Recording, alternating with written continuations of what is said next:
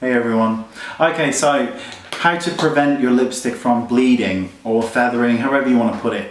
There are lots of different ways and we'll talk about them now, but the first one, and this is the most simple of them all, and the one that we almost forget, is just don't apply too much. Oftentimes it bleeds because we're over applying it, or it's overly emollient and it can sort of feather and bleed.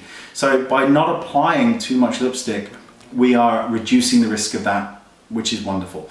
So get the most pigmented lipstick you can, find the most pigmented, and then just apply one layer and you will be much, much happier.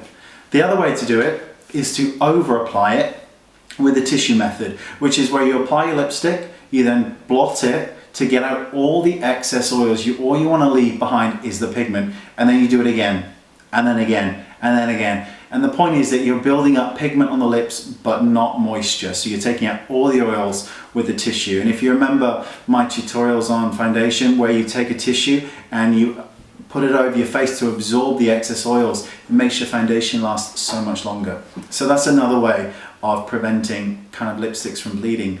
The other way is to use a lipstick kind of pencil that forms a barrier across the lips. MAC do an excellent one, MAC Prep and Prime for the lip. Daniel Sandler does an excellent one, and as do Makeup Forever now.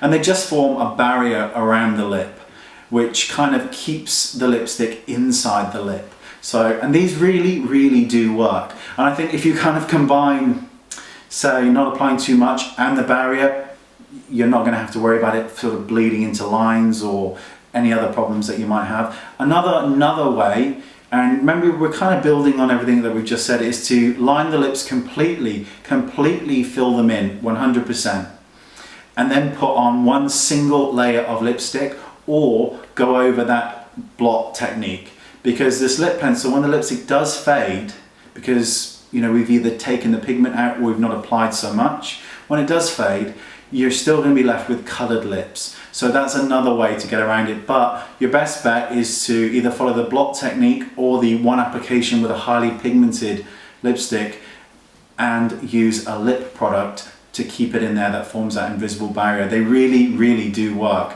And I think, many a moon ago, they probably didn't work the way that they do now. And these ones are excellent. So that's my tips for stopping your lipstick from bleeding.